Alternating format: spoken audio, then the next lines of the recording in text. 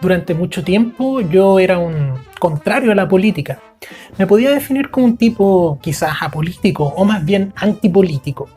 No fue hasta ya casi mis 30 años que me vine a inscribir para poder votar en las elecciones. Pero en realidad tampoco estaba muy interesado y no me parecía algo muy útil.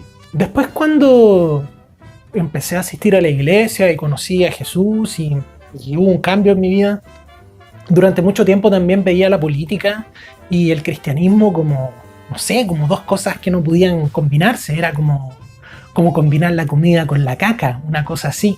Y yo creo que hay muchos cristianos que piensan de esa manera, que piensan que la política y el cristianismo o la religión son cosas que no deberían mezclarse. Bienvenidos a un nuevo episodio de No Soy Canuto, y hoy quiero hablar de este tema que es un poco controvertido. Vamos a estar hablando acerca de el cristianismo, la Biblia y la política. Dos cosas que aparentemente no deberían mezclarse. Según varios, y yo mismo me consideraba una persona de esas, eran dos cosas completamente opuestas. Y yo sé que hay muchos cristianos que todavía piensan así, que el tema como de la política, el gobierno y todas esas cosas son cosas del mundo en las que uno no debería meterse. Y quizás en cierta medida podríamos decir que tienen algo de razón. Pero están así, deberíamos nosotros, los cristianos, digo yo, mantenernos al margen de toda la política y no meternos en el gobierno. Es una pregunta bastante interesante. Y vamos a tratar de averiguar con Biblia en mano cuál debería ser nuestra postura respecto a esto.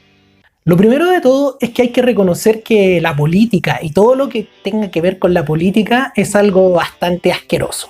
Sí, es como el bar de Mos Eisley que estaba en Tatooine, ahí a los que les gusta Star Wars. Ese lugar, no encontrarás un lugar más vil, ruin y lleno de maldad en toda la galaxia. De hecho, con la política pasa algo parecido.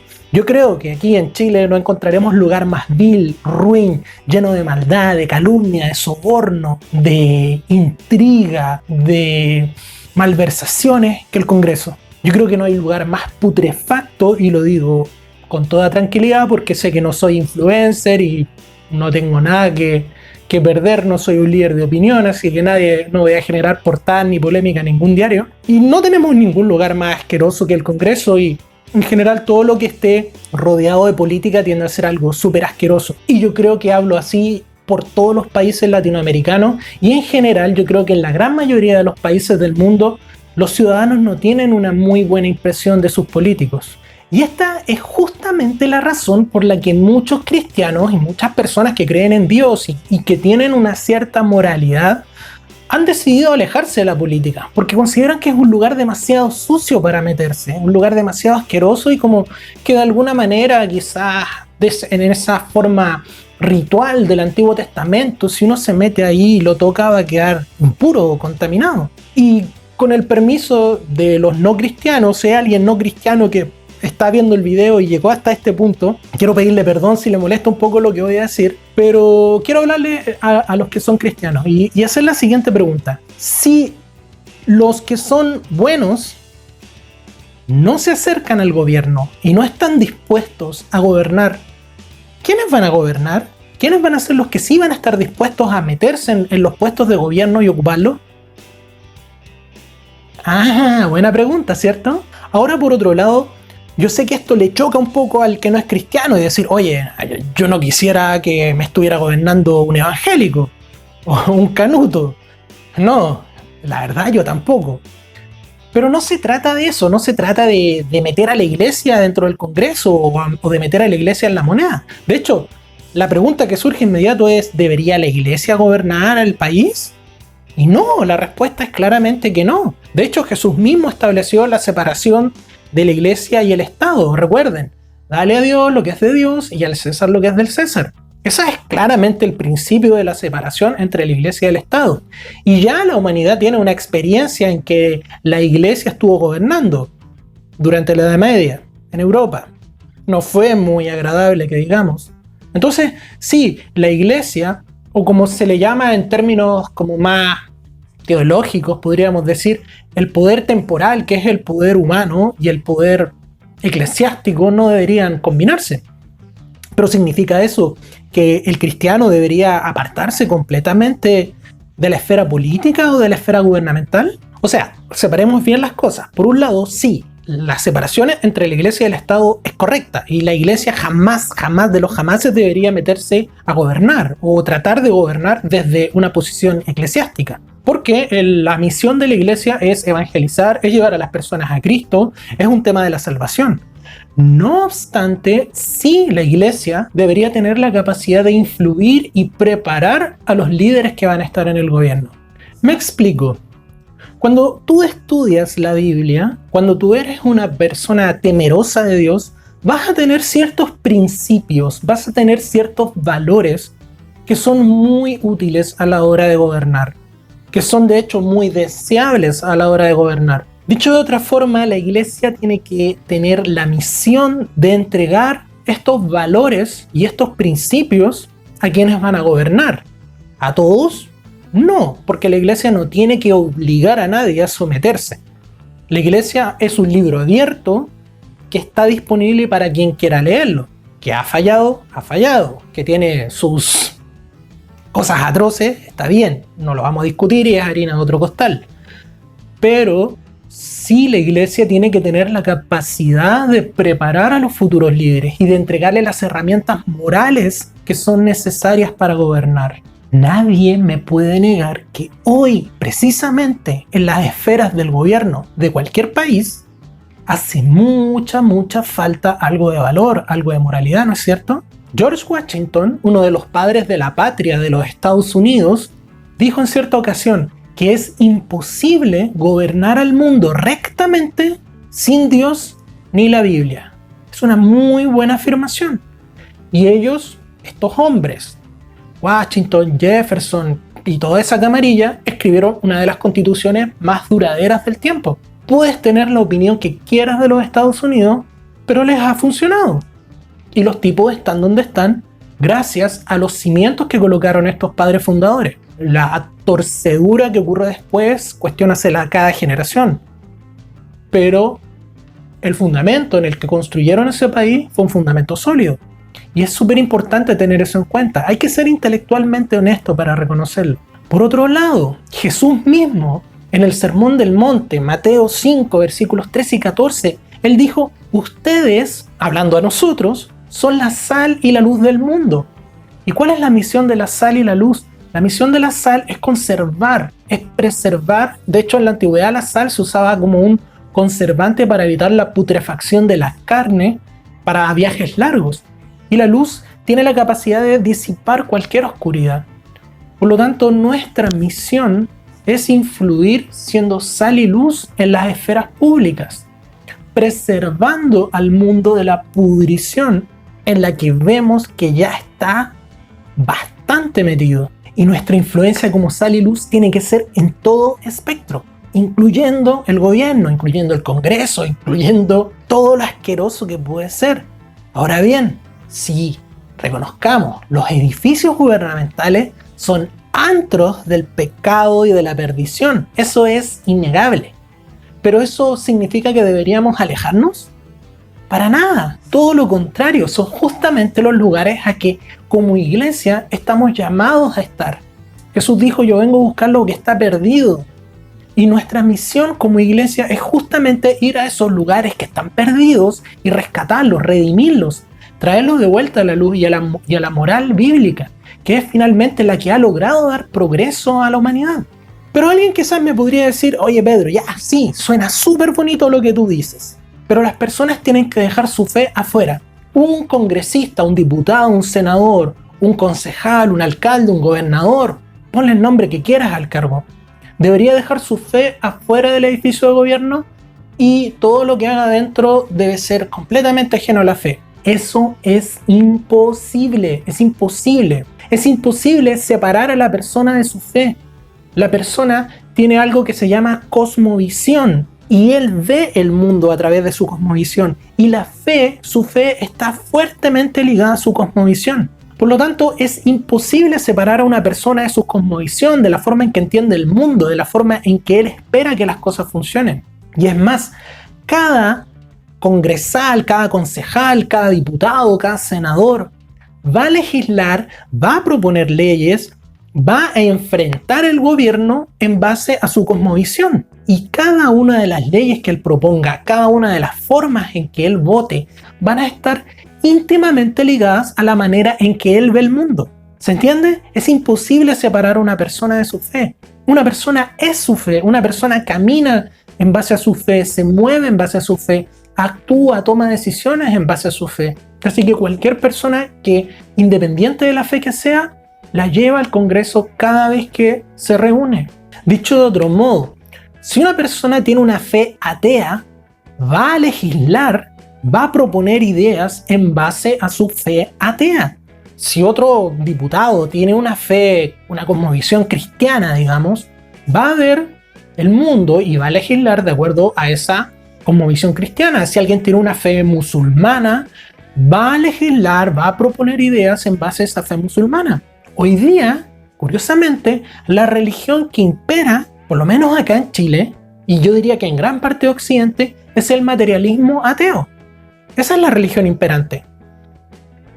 Y los resultados se ven. Se está legislando en base a creencias materialistas. Por lo tanto, todos los resultados, todas las leyes, todas las direcciones que tiene el mundo están íntimamente ligadas a la fe de quienes están gobernando. Ahora quiero dejar una pregunta abierta a cualquiera.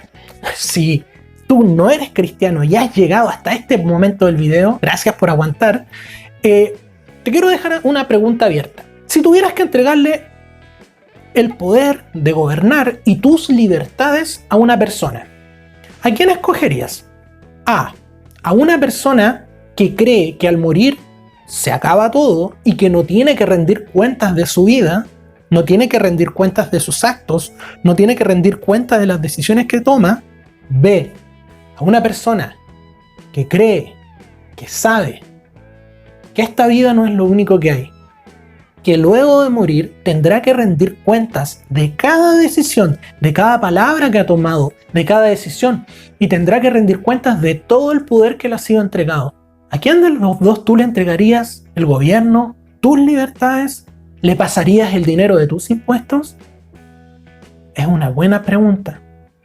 Es una muy buena pregunta. Y te pido que si has llegado hasta aquí, te la cuestiones con mucha sinceridad intelectual. Sobre todo si tú no eres creyente. Piensa, ¿a quién le entregarías?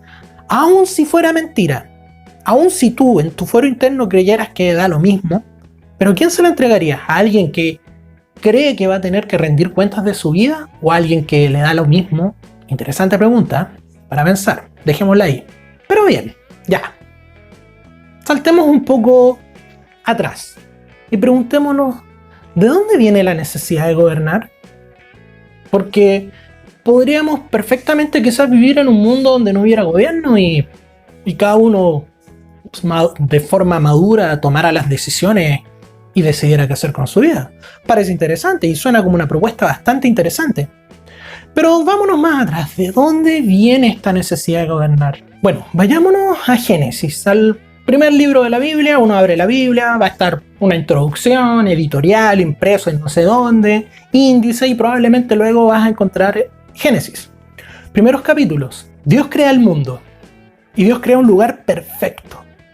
Un lugar hermoso, un lugar donde estaba todo lo que necesitábamos. Y Dios coloca al ser humano en este jardín llamado Edén. El mundo era un lugar que proporcionaba todo lo que necesitábamos.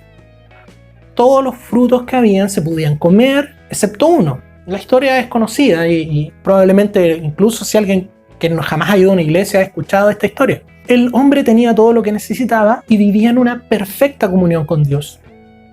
En ese escenario, en ese paraíso, en ese lugar ideal, claramente no existe la necesidad de un gobierno. Primero que nada, el hombre tiene todo lo que necesita.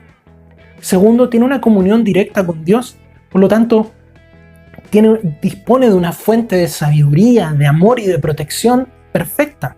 Tampoco existía el mal, tampoco existía el egoísmo, tampoco existían las ambiciones humanas. Y algo muy importante que quiero destacar aquí. En este lugar perfecto, donde todas las necesidades humanas estaban cubiertas, aún así existía el trabajo.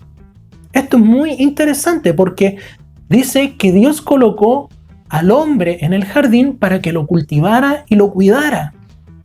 Una tarea de jardinería, probablemente podar algunas hojas, recoger los frutos, administrar, distribuir esta riqueza, digamos, que está generando el jardín por sí sola. Quizás un mínimo de trabajo, cavar una zanja, regar un poco, pero nada que requiriera un esfuerzo grande. Es interesante porque el trabajo en este mundo ideal ya estaba presente, y esa idea del trabajo presente en el jardín quiero que la recordemos sobre todo en el próximo episodio. Pero luego vino la caída. El ser humano desobedece a Dios, toma sus propias decisiones y de alguna manera es condenado y expulsado del jardín del Edén. Aquí la historia se pone un poco más turbia, porque lo primero que todo, el ser humano es condenado a trabajar, pero ahora de otra manera. Dios dice que la tierra te producirá cardos y espinos y con el sudor de tu frente te ganarás el pan. Hay muchos a los que no les gusta esto y por eso detestan la Biblia. Pero el mundo se vuelve un lugar hostil. Adán y Eva son expulsados del paraíso cubiertos solamente con pieles de animales. Además, comienza una decadencia moral porque se pierde la comunión con Dios. El hombre pierde esta comunión perfecta con Dios, esta fuente de sabiduría, de amor perfecta, la pierde y queda abandonado a sus propias ideas y a sus propias pasiones. El Génesis lo ilustra súper bien porque el escenario que tenemos después de la caída es el hombre, el ser humano, arrojado a un mundo hostil que le va a producir cardos y espinos, donde va a costar conseguir el alimento, donde solo está cubierto con pieles de animales y está completamente alejado de la sabiduría y del amor perfecto. Es este el escenario en el que vivimos nosotros. Y aquí sí surge la necesidad del gobierno. Hagamos entonces una breve comparación entre estos dos estados, el estado original, el estado de Edén, y el estado caído, que es el estado, digamos, actual. En el estado original no existía la maldad, no existía el egoísmo, no existía las pasiones humanas. Teníamos todo lo que necesitábamos, la tierra producía todo lo que se necesitaba y se tenía una comunión perfecta con Dios, por lo tanto no era necesaria una administración, a lo sumo una distribución ordenada de los bienes que la misma tierra producía. En el estado caído del ser humano, la primera condición que tiene el ser humano es la miseria absoluta. Todo lo que pueda tener va a tener que conseguirlo por medio del trabajo. Ya la tierra no producirá los alimentos así tan fácil, requiere un esfuerzo adicional y está arrojado a un mundo hostil. Existe la maldad, existe el egoísmo, todas las malas pasiones se apoderan del ser humano, se ha perdido la comunión con Dios, ya no hay una fuente de sabiduría y de amor, por lo tanto en este estado surge inmediatamente, y dado que somos inteligentes, nos damos cuenta de que necesitamos orden, de que necesitamos poner las cosas un poco en orden y de alguna manera se hace necesaria la administración. Dicho de otra forma, pasamos de un régimen de la total abundancia a un régimen de escasez. Pasamos de la abundancia del Edén a la escasez del mundo caído. Y escasez es una palabra que también tenemos que tener aquí presente, sobre todo para el próximo video. Escasez. Así que bueno, con el permiso de los que no son creyentes, pero quiero aquí como, wow, jactarme de lo perfecta que es la Biblia al describir la condición humana. Una condición de miseria total y absoluta, y es en este estado de miseria en el cual nosotros llegamos al mundo. Ahora tú podrías decirme, yo no veo miseria. Sí, pero todo lo que nos rodea no estaba. Tuvimos que hacerlo trabajando, porque una vez que el ser humano ha caído de su estado original y vuelve a trabajar a este mundo hostil, cubierto de pieles y sin nada, se ve en la obligación de coordinar, de organizar, de dirigir, de administrar los bienes escasos que hay. Ahora ya no era estirar la mano y sacar un fruto, sino que hay que arar la tierra, hay que cultivarla, hay que regarla, hay que preocuparse de las plagas, de las sequías, quizás hay que hacer obras de irrigación solo para conseguir alimento. Algo que antes era muy fácil, ahora se transforma en una tarea tediosa y difícil. Y se necesita una autoridad que regule esto. Pasamos desde organizaciones tribales hasta modernas democracias, pasando por sistemas totalitarios, feudal, imperios, reinos. anda a saber cuántos tipos de organizaciones hay, pero de alguna forma se traduce siempre en lo mismo, en la necesidad de una administración, de alguien al cual delegamos cierta autoridad o bien la toma por la fuerza, pero que de alguna manera se encarga de organizar, de administrar, de dirigir, incluso de planificar. Esto es lo que nosotros llamamos Estado. Es el ente compuesto por personas, y esto es súper importante porque el Estado no es una dimensión fantástica que baja del cielo, tampoco son ángeles enviados por Dios, son personas que están encargadas de la administración de otro grupo de personas. Por lo tanto, el Estado por sí mismo no existe. El Estado existe en la medida que existen personas que lo componen. Y esto es muy importante entenderlo, porque finalmente el rol del Estado es el de organizar la colaboración entre las diferentes personas. Hasta aquí es educación cívica básica. Pero tú me preguntarás ya, ¿y qué tiene que ver todo esto con la Biblia? Se pone bien interesante porque hay libros enteros de la Biblia donde vamos a ir desprendiendo el rol del Estado y la necesidad del Estado. Pasemos ahora de Génesis al libro de los jueces. Han pasado miles de años, los israelitas salen de Egipto, Moisés abre el Mar Rojo, cruzan el desierto. Si han visto la película Los 10 Mandamientos ya probablemente conocen la historia. Si no, probablemente la ven en Semana Santa, así que véanla, igual es entretenida. Pero el punto es que llega un momento en que Israel llega a la tierra prometida, cruza el río Jordán en gloria y majestad, con el Arca de la Alianza, derriban los muros de Jericó. También son historias relativamente conocidas y populares, son como parte de nuestra cultura. Y Israel entra a la tierra prometida en gloria, en poder, armado, fabuloso. Y hay un libro de la Biblia que se llama el libro de los jueces, que nos va narrando una espiral de decadencia que comienza a ocurrir. Hay varios puntos bastante interesantes de jueces. Y uno de los puntos que a mí me llama mucho la atención primero es la espiral de decadencia que hay, que a medida que el pueblo decae en la moral, comienza a decaer en lo civil. ¿Cómo parte todo esto?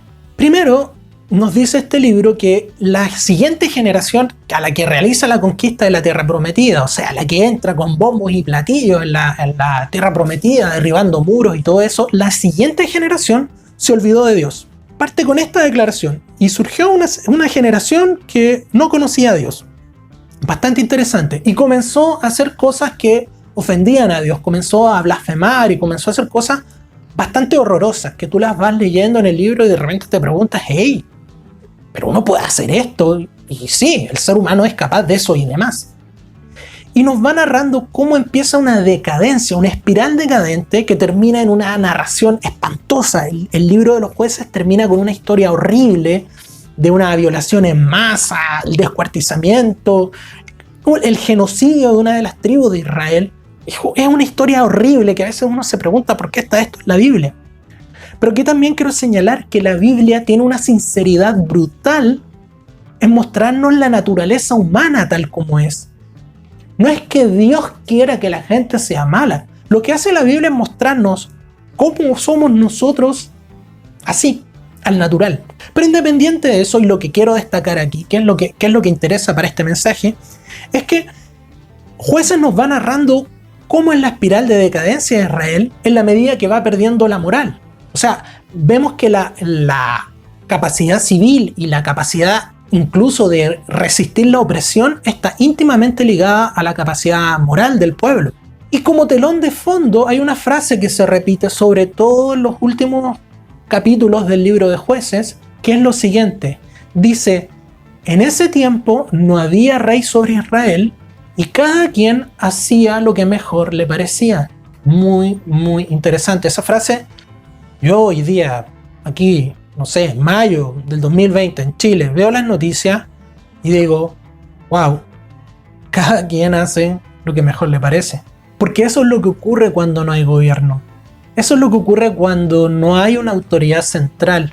Cada quien empieza a hacer lo que mejor le parece, desde su propia perspectiva, desde su propia cosmovisión. Jueces nos muestra una decadencia moral que lleva a una decadencia civil. Y aquí hay algo súper interesante.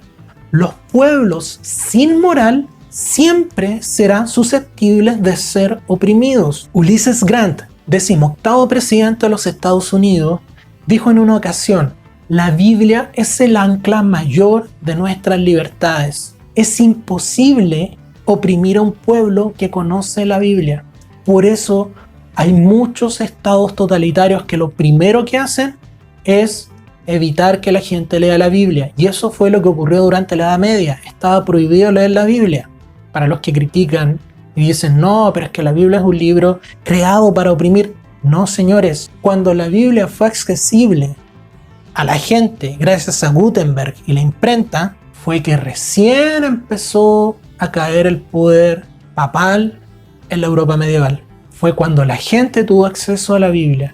Estudien historia, lean por ejemplo la historia de William Tyndale. Fueron estos hombres los que llevaron la Biblia al pueblo llano, los que se preocuparon de traducirla del latín a las lenguas comunes, al alemán, al inglés, al español. Ellos fueron los que finalmente llevaron libertad a las personas. Es imposible esclavizar a un pueblo que conoce la Biblia. Pero bueno, nos guste o no, vamos viendo y se demuestra claramente en el libro de Jueces que es necesario el gobierno, nos guste o no. Hay algunos como a mí que me desagrada el gobierno. Y yo sé que hay muchas personas a las que no les gusta, pero es necesario. De otra forma estaríamos en una anarquía total y estaríamos cada uno dispuesto y reinaría finalmente la ley del más fuerte, que era lo que ocurría en la antigüedad. Y el libro de Jueces lo ilustra de una manera espectacular. Así que el gobierno es necesario. Y este gobierno, el Estado como se le conoce, es necesario. Es una organización necesaria. Nos gusta o no. Finalmente, todo el tema, toda la discusión política se va a traducir. ¿Cuál es el rol que tiene que cumplir el Estado? ¿Hasta dónde llega? Y aquí es donde se pone interesante el tema. Porque en el siglo XX había como hubo como digamos un punto. Partimos con monarquías, imperios. El siglo XX comienza con los grandes imperios de la Europa Central que empiezan a desmoronarse. Viene la Primera Guerra Mundial. Estados Unidos se levanta como el gran poder del siglo XX. Por el otro lado, luego de la Revolución Bolchevique, la Unión Soviética se levanta y el mundo se polariza en estas dos grandes visiones acerca de la democracia corrupta de Estados Unidos y el totalitarismo corrupto de la Unión Soviética. Entre medio surgen totalitarismos, digamos, vectoriales como el fascismo en Italia, el nazismo en Alemania.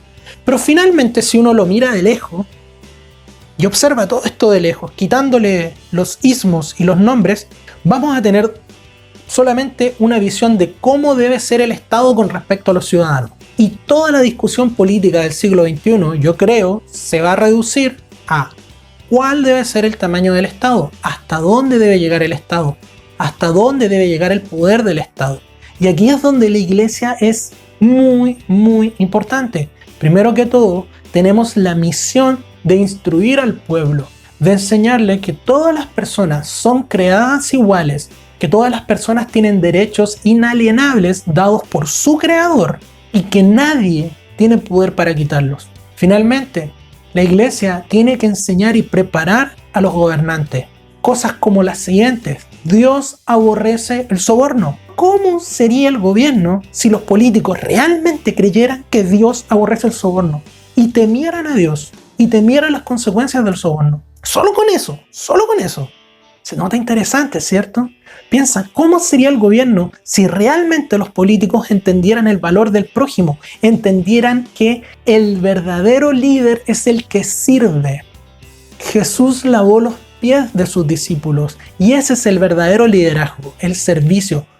¿Cuántos políticos han olvidado que la vida política es para servir? Pensemos cómo sería si los políticos, nuestros gobernantes, entendieran y leyeran en la ley de Dios que el rey no debe acumular tesoros para sí, no debe oprimir al pueblo, no debe oprimir con impuestos, sino que deben ser justos y cobrar lo necesario, que no se debe favorecer en la justicia al rico por ser rico ni al pobre por ser pobre, sino que juzgar con justicia. ¿Cómo funcionaría nuestro sistema judicial si se aplicara ese simple principio? Igualdad ante la ley se llama eso. Ese principio emana de la Biblia. Y no es de extrañar que la mayoría de las constituciones de Occidente, tú puedes rastrear a la Biblia detrás de ellas. Puedes llegar hasta un punto donde tú dices, esto viene de la Biblia. La gran mayoría de las constituciones van a estar basadas en los 10 mandamientos, partes de Levítico, Deuteronomio y sobre todo de Romanos, que establece algunas cosas del poder civil. Pero eso lo vamos a ver en el próximo capítulo. Ahora, ok, ¿la iglesia debería participar? Sí. ¿Debería gobernar? No, jamás. Jamás la iglesia debería gobernar. La iglesia tiene que preparar a los líderes, tiene que transmitirle estos valores, pero nunca gobernar. Ahora, próximo episodio. ¿Cuál debería ser la posición de un cristiano? Porque, digamos las cosas por su nombre, hoy día todavía existe capitalismo y socialismo. ¿Debería un cristiano ser socialista? ¿O debería ser capitalista? ¿Cuál es la posición que nosotros como cristianos deberíamos tener?